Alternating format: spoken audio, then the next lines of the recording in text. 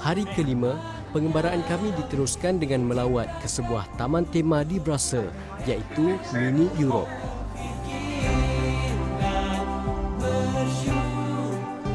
Di sini terdapat lebih 150 miniatur ataupun bangunan-bangunan kecil yang dibina menunjukkan kepada negara-negara yang terdapat di negara Eropah.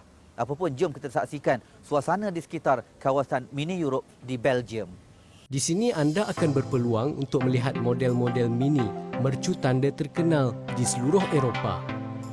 Berkeluasan 3,000 kaki persegi, sebanyak 350 buah model mini dari 80 buah bandar yang terdapat di Eropah dipamerkan di Mini Europe.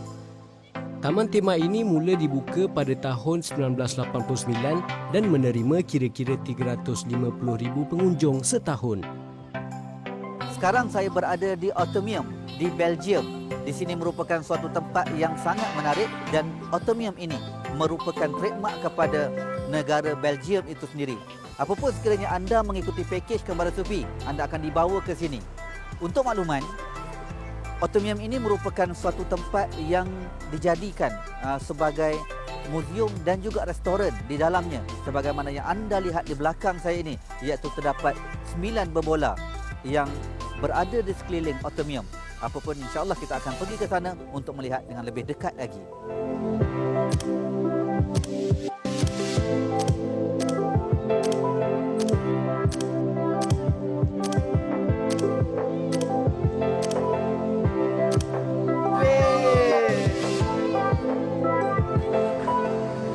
Selesai lawatan di Mini Europe dan Atomium, para peserta dibawa terus ke bandar Brussels, iaitu ibu kota negara Belgium. Okay guys, dekat sini kita berjumpa sebulan kelima.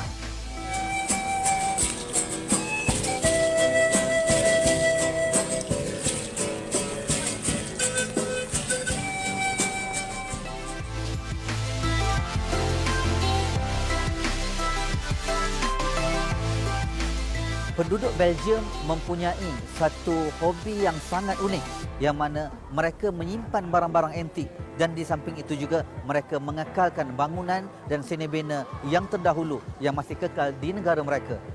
Yang paling penting untuk anda ketahui bahawa sesungguhnya Belgium ini merupakan pengeluar coklat yang terbaik di dunia. Apapun, saya ingin membawa anda untuk menikmati rasa coklat yang terdapat di Belgium. Jom. Coklat merupakan salah satu dari industri utama di Belgium sejak abad ke-19. Satu fakta menarik adalah meskipun Belgium merupakan pengeluar coklat terbesar di dunia, bahan mentahnya iaitu koko rata-rata datang dari negara-negara luar seperti Afrika, Amerika Tengah dan Amerika Selatan. Okey, sebagaimana saya katakan sebentar tadi, kita nak rasa keenakan Belgium coklat yang terdapat di negara Belgium ni. Tapi Ustaz, bukan sahaja Belgium coklat yang terkenal dekat sini. Okay. Di sini juga, di Belgium ni juga terkenal dengan waffle dia. So, Ustaz kena rasa ni. Okey, terima kasih. Baik, kita kena rasa ni ya. Sedap ke tak ni?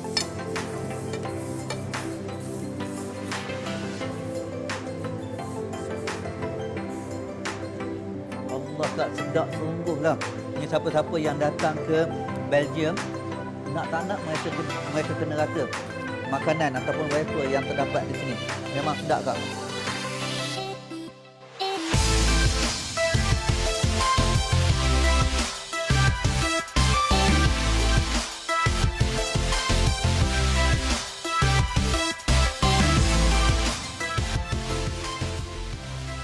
Bagi mereka yang mengumpul koleksi daripada Hard Rock Cafe, pihak Kembara Sufi akan membawa anda untuk mengunjungi Hard Rock Cafe yang terdapat di kota Belgium. Apapun, saya akan bawa anda. Jom bersama saya. Mungkin ada di antara anda yang gemar mengembara, pastinya cenderamata Hard Rock Cafe adalah salah satu koleksi wajib yang harus dikumpul. Kembara Sufi juga tidak ketinggalan dalam meraihkan hobi ini. Anda juga akan berpeluang untuk menambah koleksi Hard Rock Cafe Belgium untuk simpanan anda.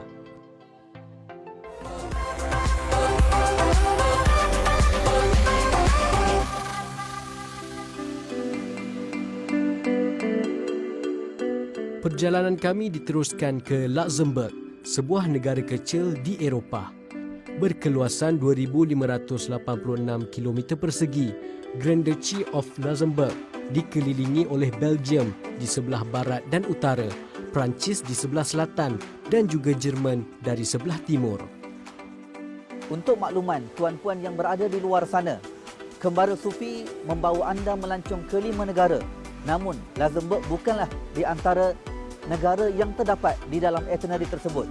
Kami memberikan kejutan kepada anda sekiranya anda mengikuti pakej Kembara Sufi di antara negara yang bakal dan mungkin anda akan lawati, iaitu di Luxembourg. Sudah pasti kejutan ini akan mengembirakan anda bagi mereka yang mengikuti pakej Kembara Sufi Travel and Tour Sdn Bhd.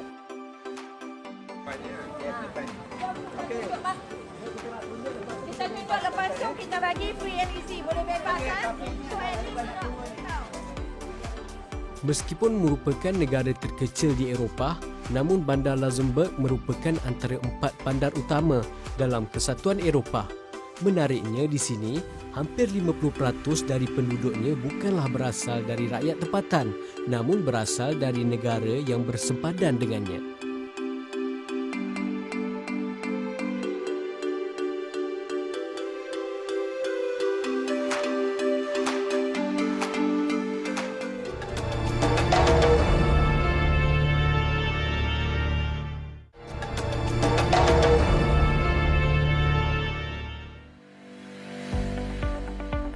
Hari beransur gelap. Rombongan Kembara Sufi menuju ke hotel untuk berehat.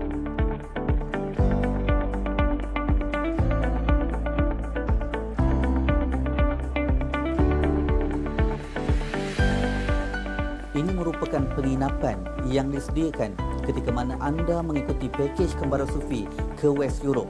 Anda juga akan disediakan sarapan pagi yang mempunyai pelbagai menu. Namun, anda juga akan dihidangkan makan malam mengikut cita rasa Melayu.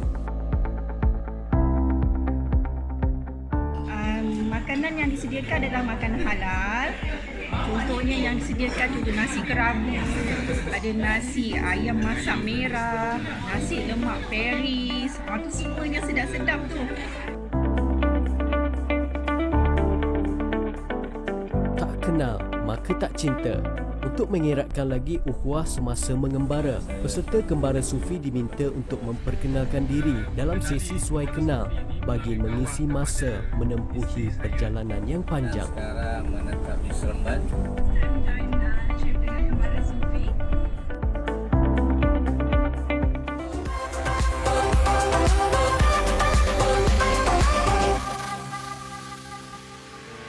Pengembaraan Kembara Sufi kini memasuki hari ke-7.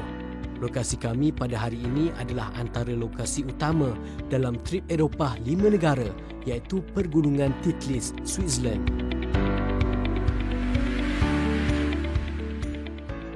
Okey, saya dah sampai sekarang di Mount Titlis. Tahu tak di mana Mount Titlis? Mount Titlis merupakan satu kawasan yang sangat menarik yang terdapat di Switzerland. Apapun sekiranya anda mengikuti pakej Kembara Sufi Travel and Tour Sdn Bhd, anda akan dibawa ke Mount Titlis dan di sini merupakan satu kawasan yang wajib untuk anda lawati. Di sini terdapat bangunan-bangunan, rumah dan perumahan yang terdapat di pinggir gunung yang sangat menarik, berbeza dengan tempat lawatan yang lain. Apapun saya akan membawa anda untuk menyaksikan di atas Gunung Mount Titlis di mana berketinggian kira-kira 10,000 kaki. Apapun, saya akan membawa anda naik ke atas menggunakan kabel kar. Jom ikut saya. Untuk makluman anda, sebahagian besar dari wilayah Swiss adalah terdiri dari kawasan pergunungan. Gunung Titlis terletak antara Engelberg dan Obwalden. Ia merupakan salah satu dari puncak tertinggi yang terdapat di Pergunungan Alps. Satu lagi fakta menarik yang harus anda tahu, di Pergunungan Alps salji turun sepanjang tahun. Maka anda tidak perlu menunggu hingga musim sejuk untuk bermain dengan salji. Saya sekarang berada di dalam kabel kar menuju ke Mount Titlis, iaitu bukit di antara yang tertinggi yang bakal kita lawati. Anda akan naik ke atas menggunakan kabel kar kira-kira dalam masa 20 minit untuk sampai ke destinasi yang paling tinggi di Mount Titlis, Switzerland. Apapun bersama kami, kita lihat suasana di sekitar. Okey, alhamdulillah saya dah sampai ke puncak Mount Titlis di Switzerland. Apapun sekarang saya berada di ketinggian kira-kira 10,000 kaki daripada paras laut bersama dengan 38 peserta daripada Kembara Sufi Travel and Tour Sdn Bhd. Apa yang menarik di sini, anda boleh melihat suasana masyarakat yang berada di kawasan ini. Mereka datang dengan tujuan untuk melihat suasana ataupun snow yang terdapat di puncak gunung ini. Apapun, jom bersama kami kita lihat suasana di sekitar yang sangat cantik dan menarik.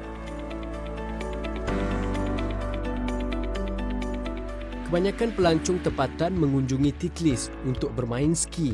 Maka tidak hairanlah jika ramai yang membawa kelengkapan dan papan luncur turut sama menaiki kereta kabel untuk ke puncak.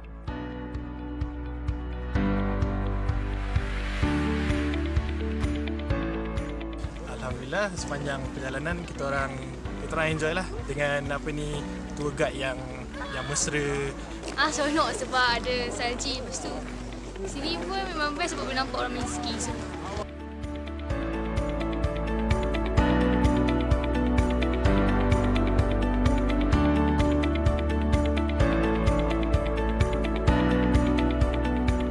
Kembara Sufi ini memang pilihan yang terbaik lah. Sebab yang pertama sekali, kita memang rasa dijaga daripada muda sampai akhirnya dengan pengisian-pengisian. Pagi lagi kita naik bus, kita dah diberi tazkirah ya. Sebenarnya isu dia mudah-mudah, tapi itu sebenarnya yang mengingatkan kita ya, walaupun perkara mudah tapi sangat memberi kesan. Saya juga memerhatikan bahawa Kembara Sufi ini sangat unik sekali kerana dia mementingkan ketepatan waktu dan juga mementingkan servis yang terbaik. Hotel-hotel yang disediakan buat kami merupakan hotel yang bertaraf 5 bintang ataupun 4 bintang.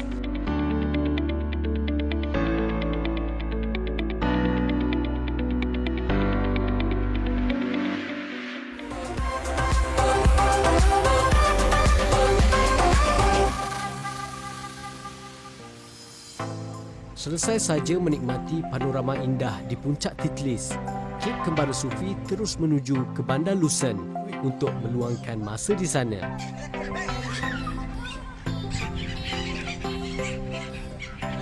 Tasik Lucerne di antara tempat yang bakal anda lawati sekiranya anda bersama dengan pakej Kembara Sufi Travel and Tour Sdn Bhd. Apa yang menarik di sini, anda mungkin dapat melihat Gunung Pilatus yang terdapat berhampiran dengan Tasik Lucerne. Dikatakan bahawa Tasik Lucerne ini merupakan tasik yang keempat terbesar di negara Swiss. Apapun, anda akan kami bawa untuk menyaksikan lawatan di sekitar ini. Apapun, bersama kami seterusnya. Lucerne merupakan sebuah bandar yang padat di tengah Switzerland. Berkepadatan penduduk lebih kurang 76,200 orang, Bandar Lucerne terletak bersebelahan di Tasik Lucerne. Sekarang saya berada di Kota Lucerne, yang mana Kota Lucerne ini dibuka pada tahun 840 Masihi. Ia merupakan salah satu tempat pelancongan yang wajib anda lawati sekiranya anda datang ke Kota Lucerne. Apa yang menarik di Kota Lucerne iaitu terdapat Chapel Bridge yang berusia kira-kira 700 tahun. Ia merupakan mercu tanda ketika mana anda datang ke Kota Lucerne.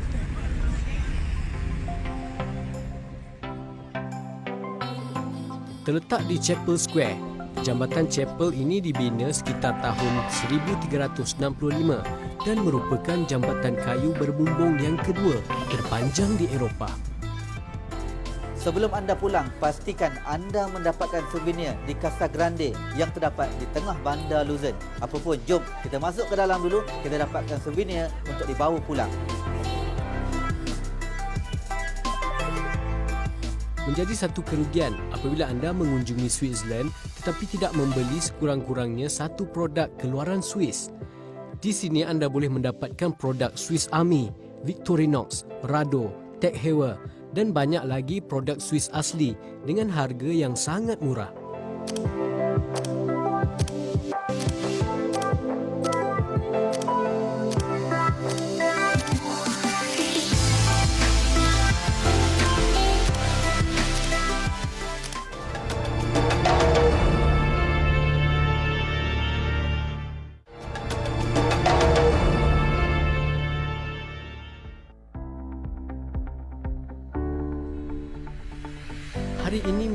hari terakhir di Eropah, perjalanan kami menuju ke Perancis, lebih tepat lagi, kota Paris.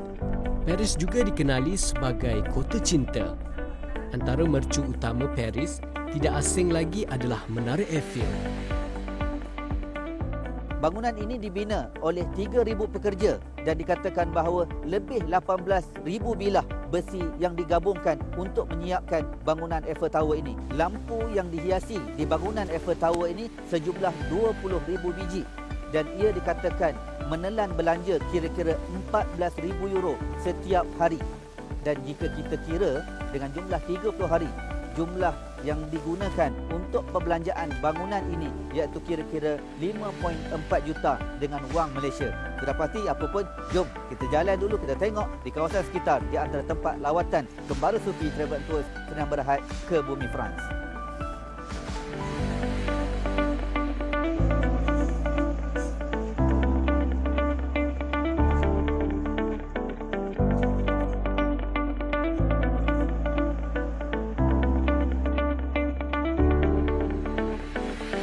Notre Dame di Paris merupakan gereja yang paling terkenal di kota Paris. Terletak bersebelahan Sungai Seine, gereja ini telah wujud sejak abad ke-12. Notre Dame ini juga dianggap sebagai contoh terbaik seni bina gotik di Perancis. Untuk makluman, Notre Dame dikunjungi kira-kira 13 juta pengunjung setiap tahun. Atas faktor popularitinya, Paris pernah diangkat sebagai bandar nombor 1 dunia yang menjadi tumpuan pelancong pada tahun 2015 sebagaimana data yang dikeluarkan oleh United Nations World Organization UNWTO. Bukan itu sahaja, Paris juga pernah menduduki tempat ke-6 daripada 10 negara yang menjadi tumpuan pelancong pada tahun 2018. Okey, kita dah sampai ke salah satu destinasi yang kami akan bawa anda di tengah kota Paris ya. Untuk makluman, sekarang saya berada di Arc de Triomphe di belakang saya ini yang mana ia merupakan tugu peringatan bagi tentera-tentera Napoleon pada suatu ketika dahulu mereka berjuang mempertahankan kota France. Anda perlu tahu bahawa Arc de Triomphe terletak di tengah-tengah lingkaran jalan yang mana ia menghubung kepada 12 jalan utama yang terdapat di tengah kota Paris. Apapun, kawasan ini sering berlaku kemalangan yang mengakibatkan kesesakan lalu lintas.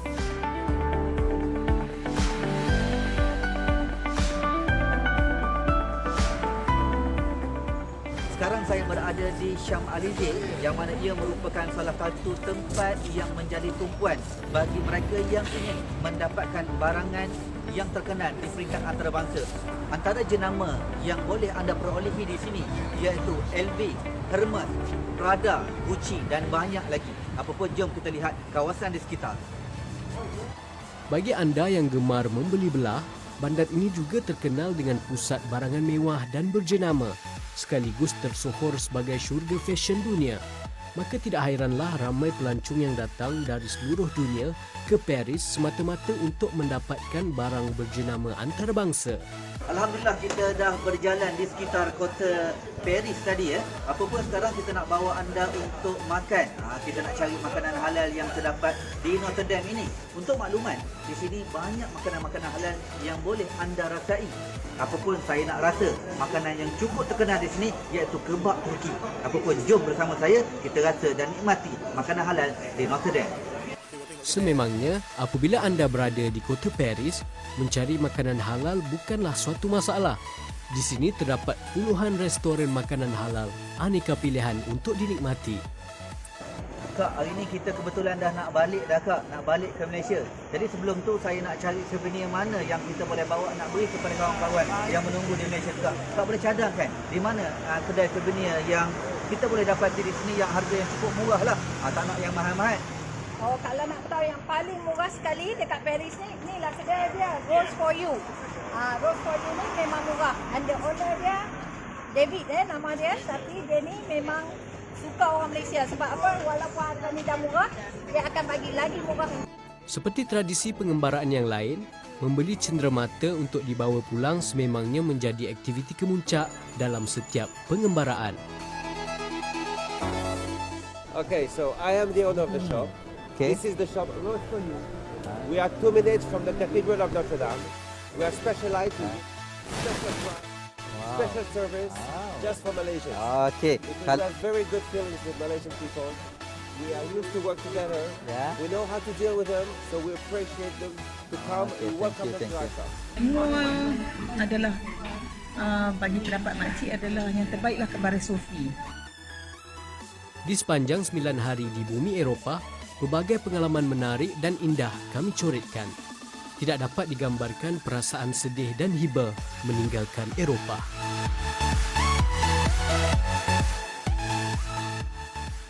Yang pasti, hujan emas di negeri orang, hujan batu di negeri sendiri adalah lebih baik di negeri sendiri. Eropah, terima kasih atas panorama dan keindahannya.